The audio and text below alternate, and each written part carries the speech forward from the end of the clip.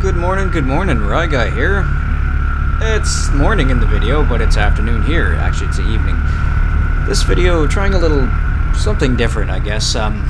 Narrating this video from my editing station, i.e. in front of my computer.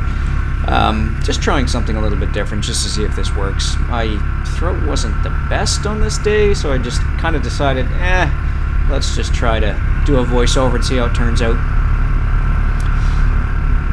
This run was actually from a couple weeks ago.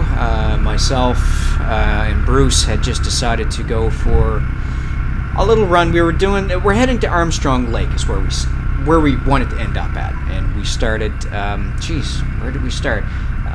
Salmon Hole Dam Road is where we started, and that's in just a little bit past the Windsor area. So if you're familiar with these kind of trails, you've seen these trails in some other videos before.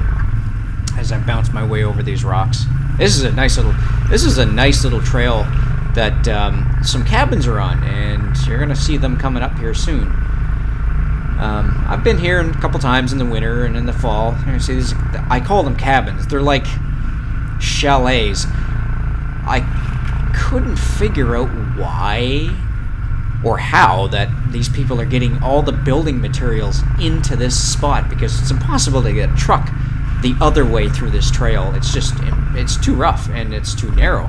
As you can see here, I would not want to take my truck over this unless it was lifted, and at the same time you're still going to be carrying a bunch of building materials here too. So this was Bruce was saying that he found a fella who he was talking to one time out on this trail, and he said that there's a fella across the lake who brings all of this material in with a barge, a little homemade barge. So yeah, that's how people are getting their cabins and things like that built back here.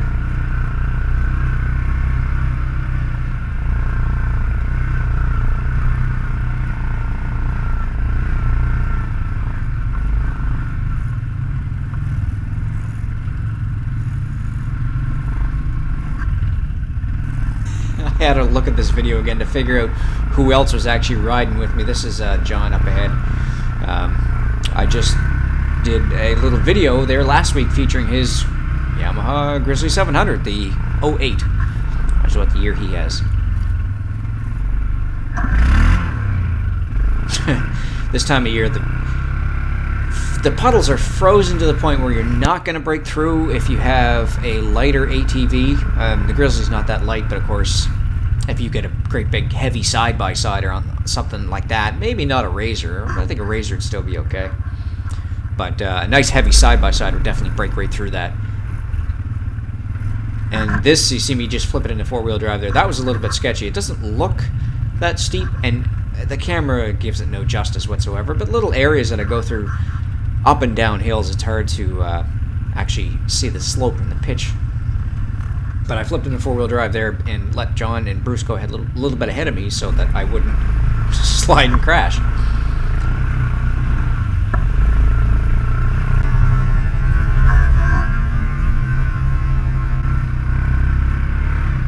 And that was unintentional. That's where power steering again helps. It greatly reduces kickback.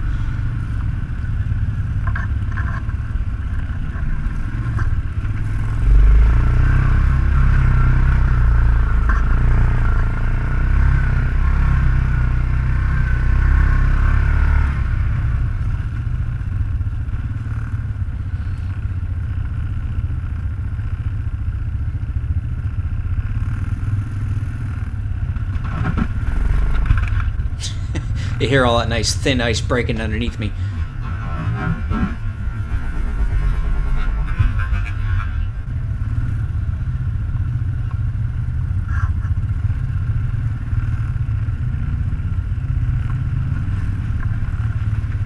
Couple little rock crawly sections through this little kind of natural waterway here.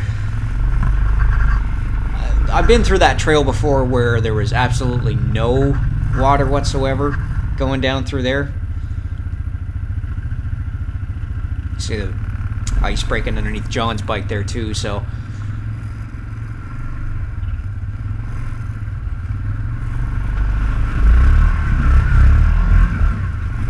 Of course, you get that little ridge of ice at the very end of all these bigger puddles.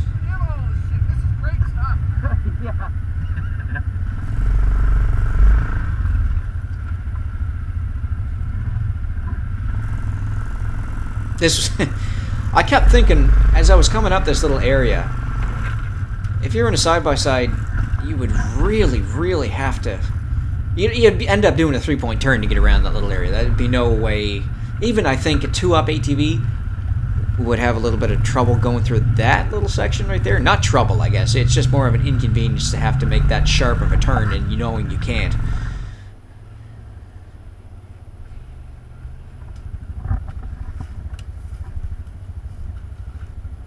We weren't sure where this trail was going to take us, and we were hoping it was going to just come around the other side of the lake. Well, it came to the little lake/swamp area, but it didn't actually go around it. So here you can see us turning around because we were not going to go through there and get stuck. I should have had it on camera, but I didn't. Bruce started nosing the front end of the four-wheeler in there, and it just ate it. So, no. And this trail here we found on the way back through that trail that we just came by, and we were trying to figure out where it went. And we were hoping, again, it was going to dump us out to somewhere. This is obviously just a small little 2-track trail. It's not even a trail. It's just kind of a spot in the woods that we found that led to a chopping. So we followed it out and it ended up, well, you'll see here in a second, it ended up in a bunch of fire roads. So we decided to follow those for a bit.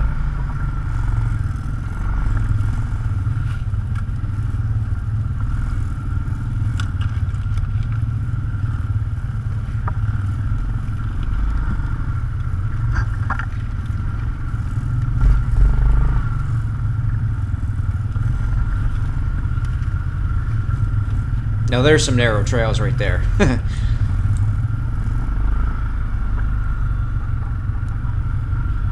Yeah, see, it just came up to some fire roads.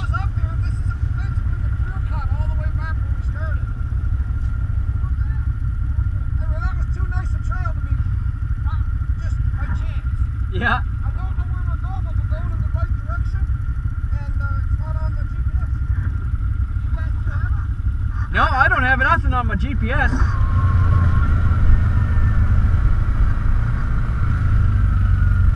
There was quite a bit of traffic that was coming the other way. As you can tell, we're getting close to civilization here. So we are actually, I believe this road here is Armstrong Lake Road, or the end of it. And then it kind of starts going into the actual area of Armstrong Lake Road where there's houses at.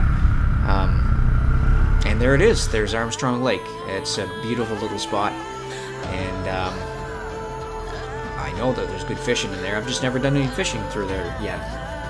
Of course, it's all planned for the spring. I haven't been out fishing in so long. So anyway, I hope you enjoyed this video. Again, it's something different, but yeah. If you like it, let me know. If you don't, you want me to start speaking into the camera again as I go, no problem whatsoever. This is just an experiment. So, thanks for joining me on this run, guys. And we'll see you next one. Ragai out.